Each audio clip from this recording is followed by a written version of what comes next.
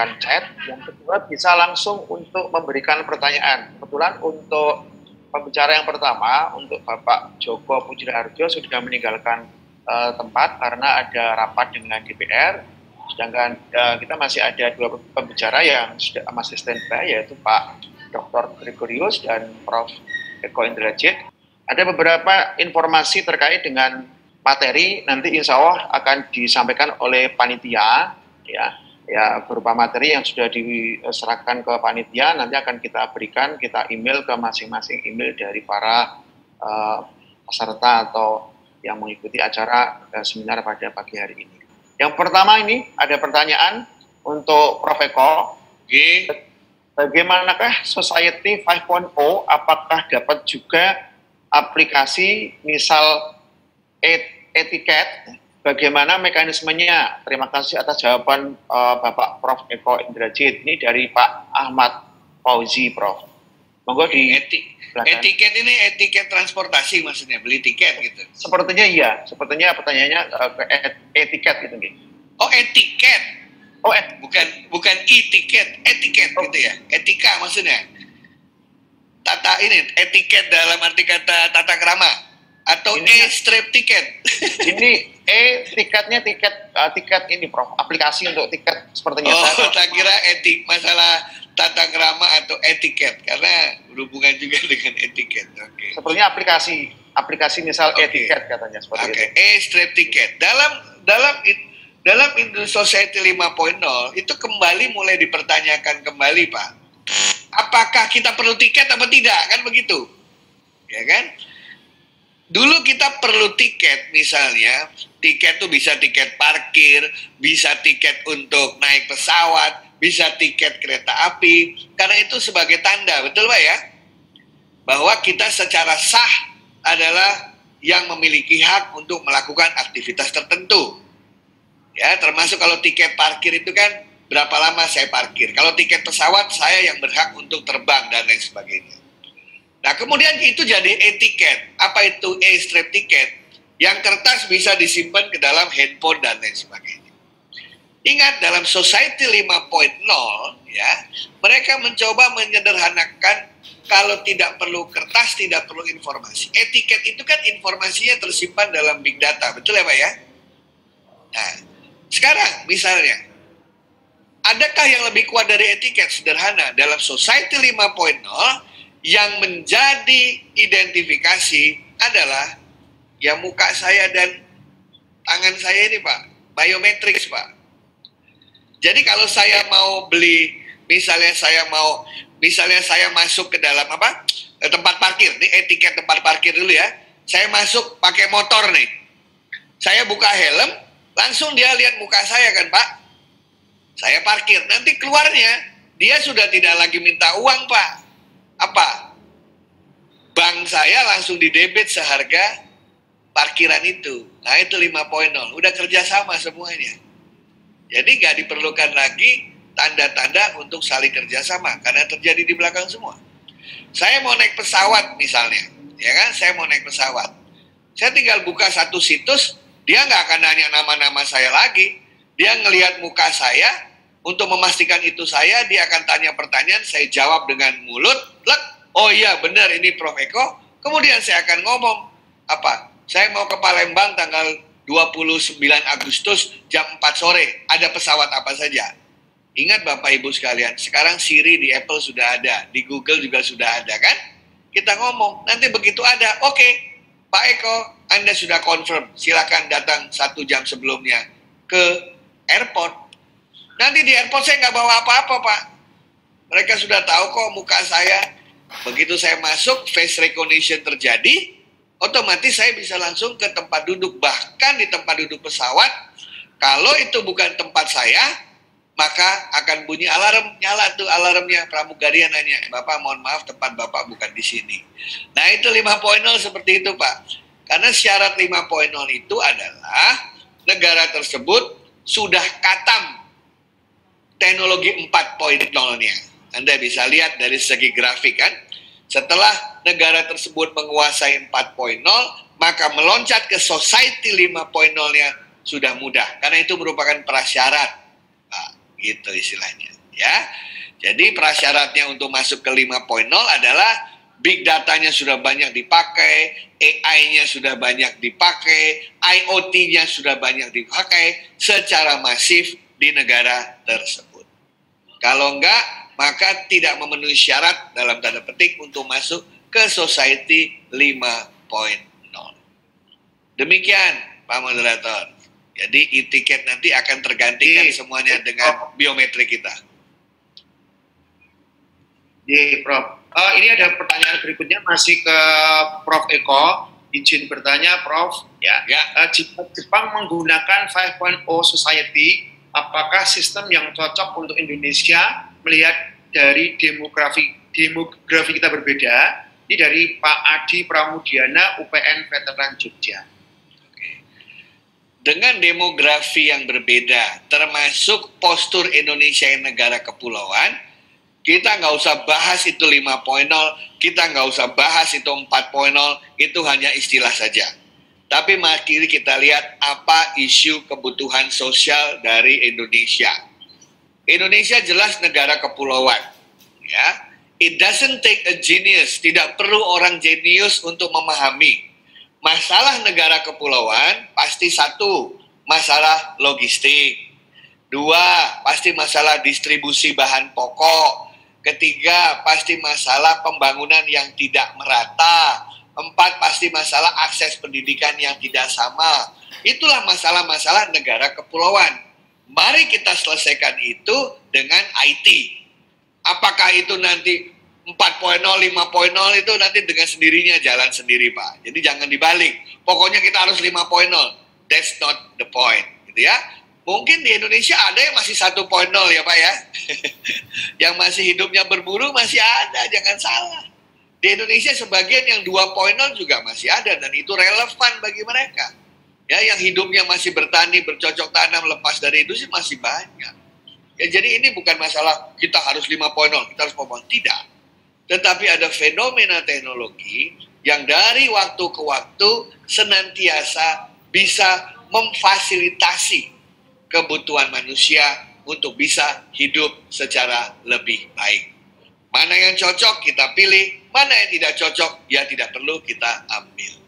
Begitu Pak konteksnya. Jadi negara kepulauan kita pasti tahu. Negara kepulauan pasti masalahnya adalah disparity, ya, ketidakmerataan, dan diversity, keberagaman.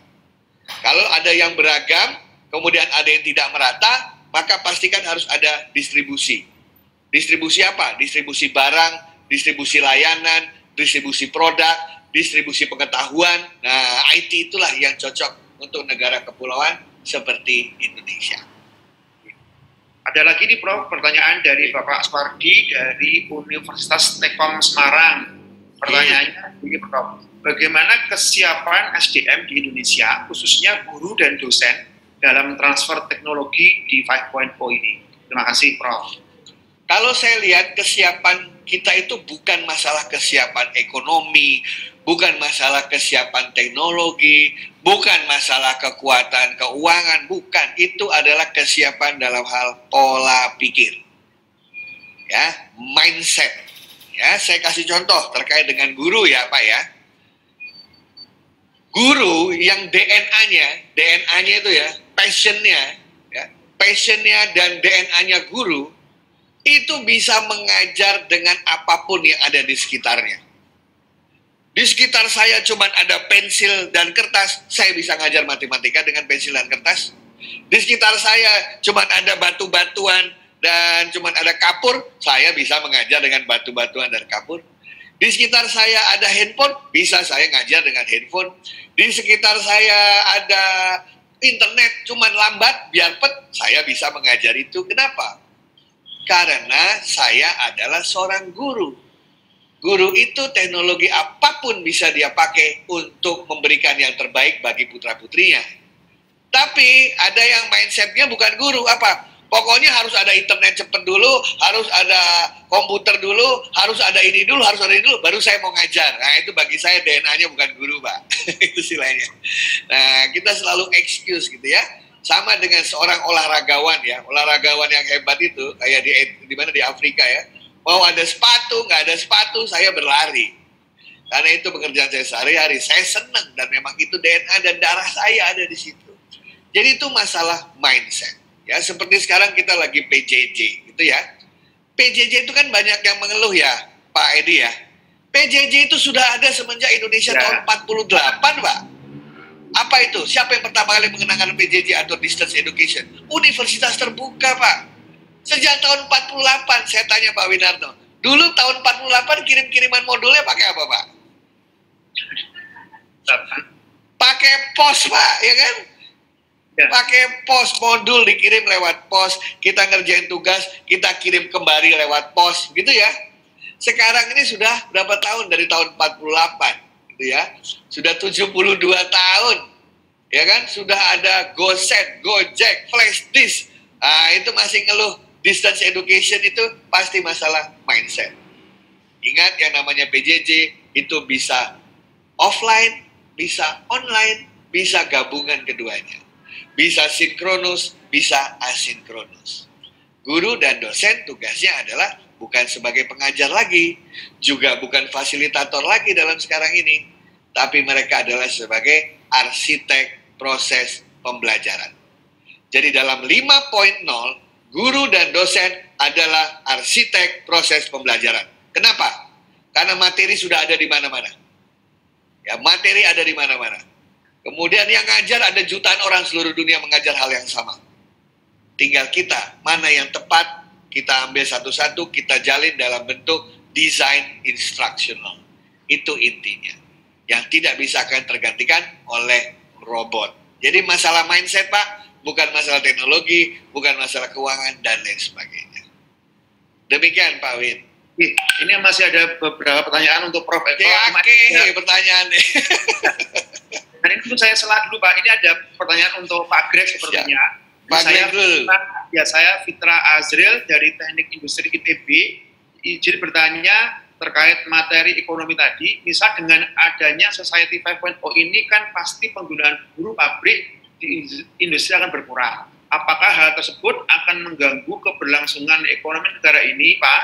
Dan bagaimana cara kita mengatasi hal tersebut bila itu mengganggu ekonomi negara ini? Silakan, Pak Greg. Terima kasih, Pak Edi. Mohon maaf, saya kurang menangkap namanya Mbak tadi ya, dari ITB ya. Muhammad Fitra Azril. Oh, Pak Muhammad. Pak Muhammad ya. Ya. Pak Muhammad, seperti yang ditekankan Prof. Eko tadi, kalau menurut saya, ini kan soal bagaimana kita menyiapkan diri. Kalau Pak Muhammad sekarang sebagai pekerja, ya, di profesi apapun, itu kan tinggal menyesuaikan ke depan.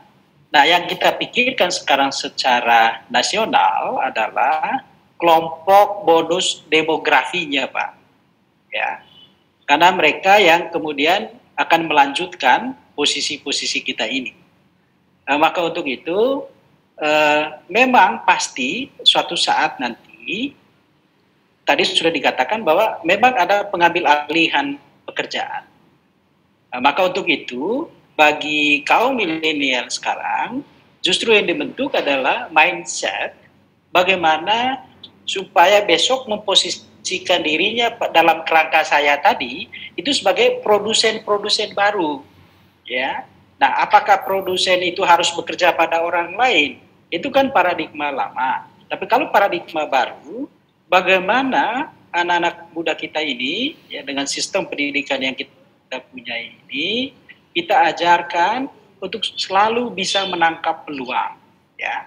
Sehingga kalau nanti industrialisasi itu memang saatnya harus demi efisiensi itu kemudian mereka memilih lebih ke robotisasi, maka kita yang lain itu kan mengambil porsi peran yang lain yang tidak menggantungkan diri pada pekerjaan manufaktur. Ya, karena ketika kita berpikir, ketika era itu datang, kemudian robotisasi masuk, itu kan hanya untuk soal mengurusi manufaktur, industri pengolahannya. Tapi masih ada bidang-bidang lain, ya, yang justru bisa menjadi potensi pekerjaan kita. Karena esensi dari semua itu adalah Ya kalau seandainya dulu Taman Firdaus itu masih ada, ya kita kan nggak perlu diskusi semacam ini ya. Tapi karena masalahnya adalah kita ini ketika menginginkan sesuatu, itu ternyata tidak mampu lagi dihasilkan oleh diri sendiri, maka kemudian kita menggantungkan diri pada orang lain. Nah, ketika kita menggantungkan diri pada orang lain, misalnya ketika kita butuh handphone, maka syaratnya kan kita harus punya uang supaya dapat membeli handphone. Maka pertanyaan dari mana uang itu? Ya kalau paradigma lama kan bekerja. Ya, bekerja itu ada bosnya, lalu kita sebagai anak buah. Nah ini paradigma lama. Tapi ke depan justru bagi kaum milenial dan secara nasional, kita kan juga sudah punya konsep wirausaha. Maka cara pikir inilah yang dikembangkan bagi bonus demografi tadi untuk menyiapkan diri kurang kalau memang ditarik dengan waktu tadi mungkin 25 tahun ke depan menuju 1 abad Indonesia, maka mereka itu harus mampu menciptakan kesempatan kerjanya sendiri.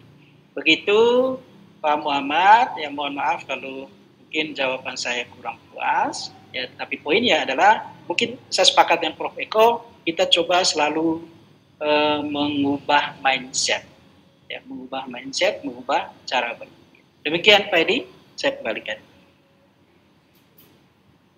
Ya, terima kasih Pak Greg. Mudah-mudahan menjelaskan. Berikutnya ini Prof. Eko dari Muhammad Wirandi dari Politeknik Industri Logam Merpati, Prof. Pak Wirandi. Ya. Untuk jaringan internet rumahan saat ini seperti Indiho rata-rata masih menggunakan jaringan fiber optik. Apakah ada kemungkinan jaringan fiber optik tersebut digantikan dengan jaringan satelit yang tujuannya untuk memudahkan orang di pelosok bisa mendapatkan jaringan internet yang sama dengan orang di kota? Ya, IT banget ini Prof, silakan Prof. Jadi di Indonesia ini dengan postur negara kepulauan, cara kita membuat jaringan telekomunikasi yang tepat itu adalah omni channel istilahnya. Kita harus menggabungkan, ya. Tadi benar yang Bapak katakan, yang di daerah-daerah terpencil harus lewat satelit, kayak BTS-nya juga mungkin nanti juga untuk energinya juga harus pakai solar cell gitu ya, karena di daerah-daerah terpencil. Ya, sementara di kota besar pakai fiber optik dan lain sebagainya. Sebenarnya intinya begini Pak, daerah orang-orang itu, pengusaha itu paling males untuk investasi infrastruktur di daerah yang luas, penduduknya sedikit. Selalu itu. Daerah luas, susah dijangkau, penduduknya sedikit. Padahal undang-undang mengatakan mereka berhak atas akses yang sama dengan yang lain. Nah, oleh karena itulah makanya harus ada affirmative action untuk melayani mereka yang berada di daerah terpencil, luas, tapi penduduknya sedikit. Karena secara ekonomi itu kan tidak menguntungkan ya Pak Greg ya. Secara ekonomi nggak masuk tuh hitungannya. Makanya di dalam dunia telekomunikasi, ya seperti di Indonesia itu ada yang namanya USO. Apa itu? Universal Service Obligation. Para pengusaha-pengusaha telekomunikasi itu wajib menyisihkan sebagian dari keuntungannya untuk dialokasikan ke daerah-daerah tersebut. Karena udah jelas nggak ada yang mau invest di sana. Nah itu namanya dana USO. Nah dana USO itu seharusnya sekarang mulai kita berikan kepada siapa? Kepada guru-guru di ujung-ujung sana, ya, yang tidak dapat sinyal, yang tidak dapat internet, karena dia harus mengajarkan siswa-siswa. Orang Indonesia kan SDM-nya harus hebat-hebat, apalagi sekarang katanya masanya SDM, ya. Nah, jadi mungkin dananya itu ya seperti Bapak bilang, untuk bayar satelit, untuk bayar stasiun buminya, untuk bayar receiver-nya, ya memang harus seperti itu. Tetapi kalau disuruh komersial nggak ada yang mau ke sana, karena hitungannya rugi. Nah, jadi dana-dana USO yang bisa kita pakai. Atau kita bisa mobilisasi dana-dana CSR, ya, untuk tempat-tempat yang seperti itu. Jadi benar, Pak. Jadi kalau Bapak di Politeknik bisa membuat, satelit orbit rendah misalnya ya. Karena di India setahu saya, itu kampus-kampus berusaha untuk menerbangkan satelit semua tuh. Karena mereka tahu India sedemikian besar dan luasnya, dan ada masalah kendala internet dan sambungan-sambungan untuk seluruh wilayah India. Jadi mereka sekarang berlomba nerbangin satelit-satelit seperti itu. Ya, jadi Indonesia ini perlu tiga-tiganya. Perlu darat, lewat laut, lewat udara. Lewat darat dengan fiber optik, lewat laut dengan kabel fiber yang di laut, lewat udara, lewat satelit. Nampaknya Indonesia perlu tiga-tiganya. Demikian Pak Edi.